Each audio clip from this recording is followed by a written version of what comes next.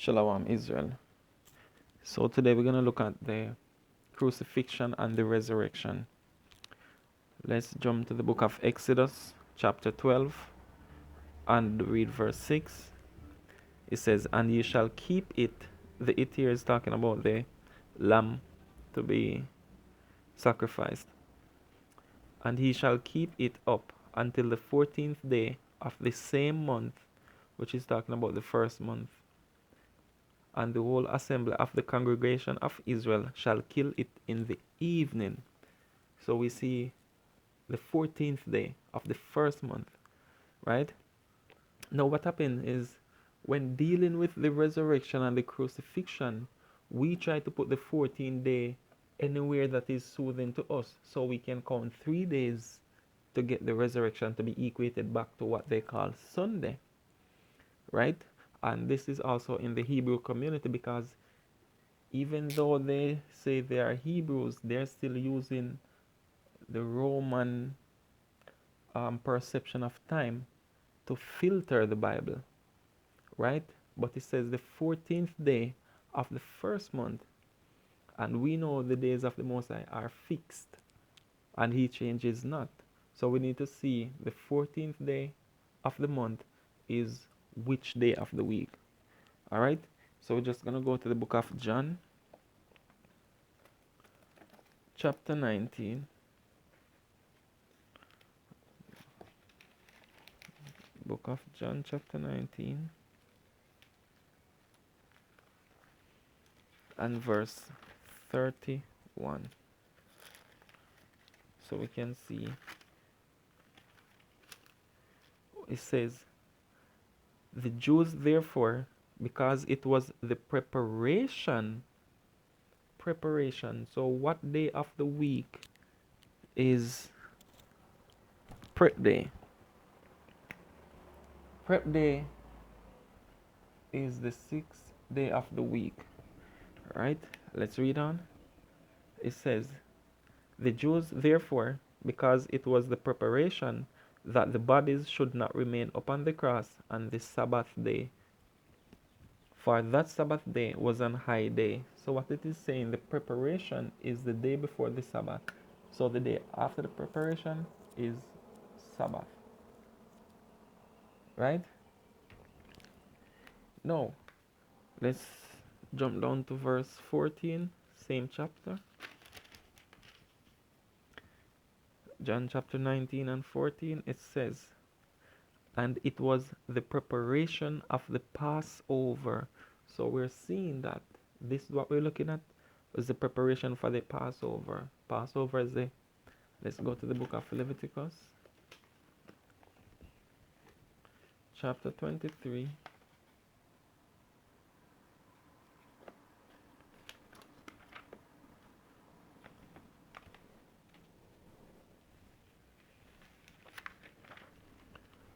And verse 5, it says, "In the 14th day of the first month at evening is the Lord's Passover." So the 14th day at evening, and we're seeing that the 14th day of the month is preparation day, which is the 6th day of the week. So the 14th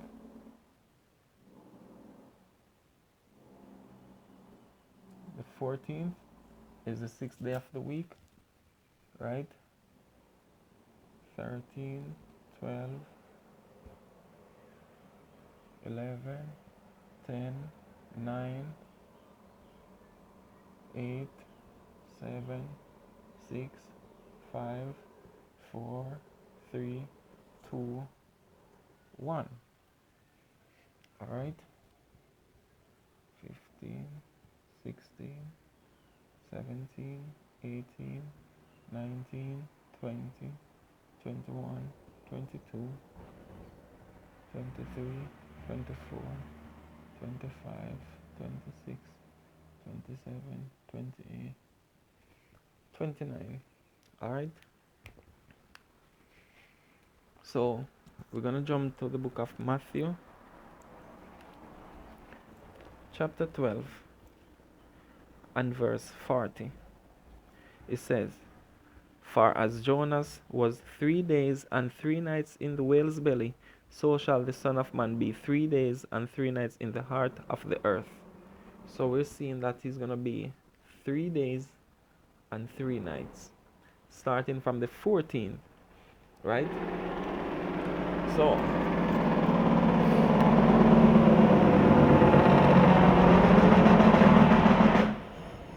day,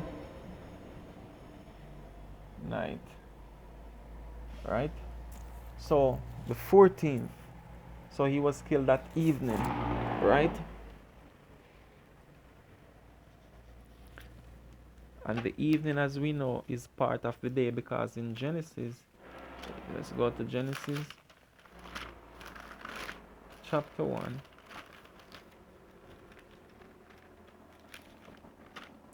verse 5. It says, and God called the light day, and the darkness he called night, and the evening and the morning were the first day. The evening and the morning were the first day. All right. So the Passover, according to Exodus, should be killed at evening, right? And we know it says between the 6th and the ninth hour, he cried and gave up the ghost, right? So the 6th to the ninth hour would be somewhere between 3 and 4 on the Roman time, roughly, right? But we know we go by solar hours. So what we're going to look at now is Matthew 28. To understand the 3 days,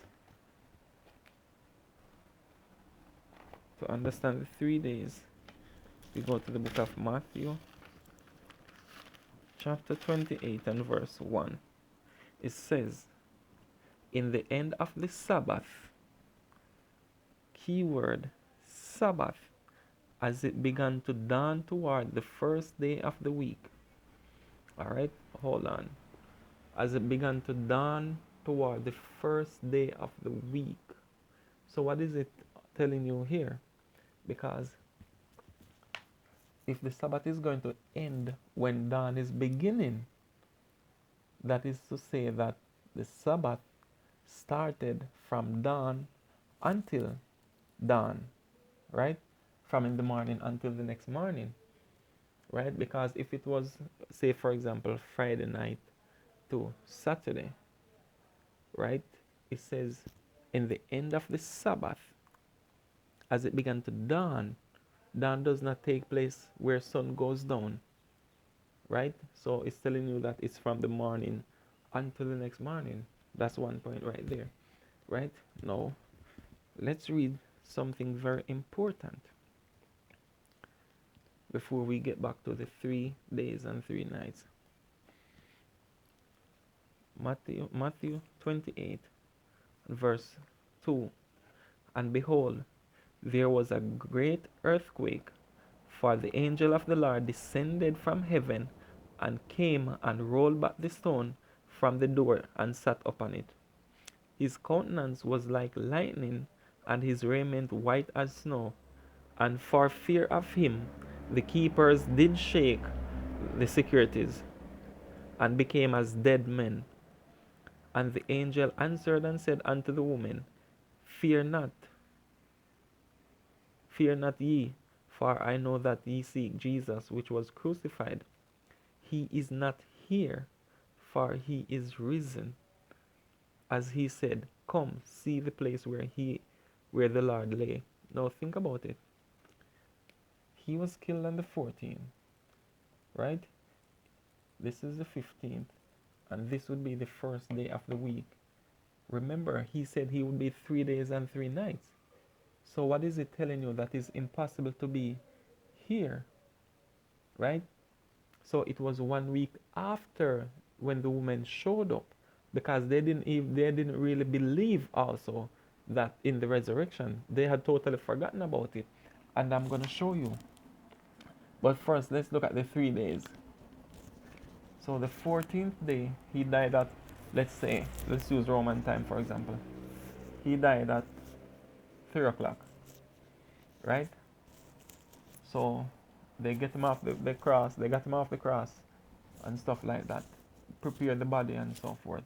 So by the night here, let me use the red.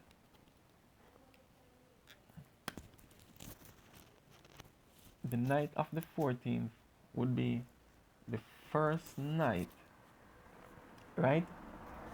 Then the 15th would be the first day, and in the night would be the second night. The 16th, right, would be the second day, but the third night. The 17th would be the third night and the third day, right? So anytime after sunset here on this day, because remember what was happening in Israel in this time, the feast of unleavened bread, and we know that the wave and the sheaf offering was taking place, right? So he spent the high Sabbath, the unleavened bread, the 16th and the 17th were the 3 days and the 3 nights in the grave, right? Like I said, a lot of people, because they want to equate his resurrection to the Sunday, they try to say, oh, he died on Wednesday. But the scripture said he died the 14th day of the month, and it was preparation day. So how do you skip over that? The key important is it's telling you what day of the week he died. All right. So it has to be the day before the Sabbath, right? Now let's go back to Leviticus to understand why, when it says in Matthew 28 that they went there at the end of the Sabbath, it was talking the end of the weekly Sabbath, right? Let's go back to Leviticus 23.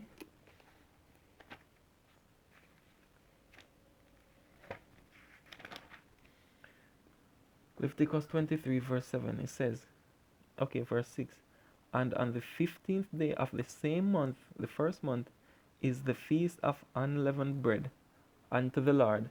7 days. 7. That means from here, the 15th unto the 21st would be a 7-day feast. And then, after it is finished, you go right back into the weekly Sabbath. This is why most times when they have the feast days on the 15th, it is the 23rd before they let the people go. Because all of this is, you are towards the Most High in that period. So it ended here, and then the regular weekly Sabbath would continue. That is why it says in Matthew 28 that at the end of the Sabbath, not the end of the high Sabbath, the end of the Sabbath, right? So you're going to see that this was the day when they went to visit the grave. Let's go to the book of Luke, chapter 23.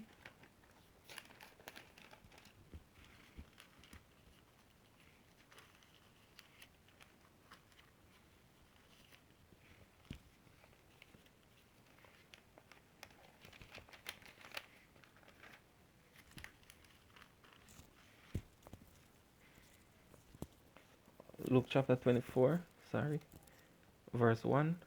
No, upon the first day of the week, very early in the morning, again, same thing it says in Matthew 28, it says dawning towards the first day.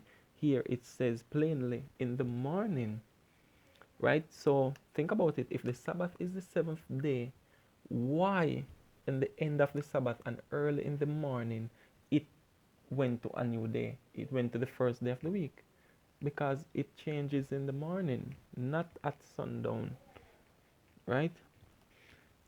Now upon the first day of the week, very early in the morning, they came unto the sepulchre, bringing the spices which they had prepared, and certain others with them. All right, let's go to verse 7, saying, the Son of Man must be delivered into the hands of sinful men, and be crucified, and the third day rise again. Verse 8, and and they remembered his words. Because what happened? They had totally forgotten about this whole, okay, he's gonna rise up after 3 days, because they did not really believe. It's the first they're gonna witness something like this. So even if someone, think about you, for example, if someone had said this to you and you've never witnessed it, you don't even know if it being possible, you wouldn't really believe. You just say, ah, remember that guy said he's gonna rise up after 3 days. You wouldn't believe. Even if you even though the people believed on him to some extent, certain things they did not believe. That's why he had to do certain levels of miracles for the apostles, because he came to open their eyes. He came to remove the veil, and that is what his death does. It removes the veil. That's why it says the veil of the temple was rent. Now we can see beyond what our eyes can perceive, what our minds can perceive. All right. So they remembered his words. They remembered that, oh, he had said this, right? No. Let's go down to verse 23 and we're going to see something. It says, and when they found not his body, they came saying that they had also seen a vision of angels. So when they went there on this day, it was not the literal angel that rolled back the stone on this day, at that particular time. They were not there at this time. They were here 1 week after. So they saw a vision of angels. They did not witness everything that happened. All right? They saw a vision. So what is it telling you? That he died on the 14th, the first night here, the first day, second night, second day, third night, and third day. And he rose, right? But he was already out there. Where am I? Verse 23. And when they found not his body, they didn't find the body of the Messiah. So if he had died here and they went on the first day, they would found his body, or the stone would have been there, right? Untouched, right? So it's telling you plain that it was 1 week after, because they were all feasting in this time period. You're eating, you're drinking, you're having a good time, you're doing your normal rituals for the Most High, right? It's not like today where you say, oh, it's the Feast of Unleavened Bread, but that's it. You would be assembling, you would be having, a good time, because that was the time that we got peace from the Most High. All right? So this is to show you that in the first month, the preparation day is the 14th, which makes the Sabbath the 15th. And if it's on the 15th, that means the next Sabbath would be on the 22nd, and the 29th, and on the 8th.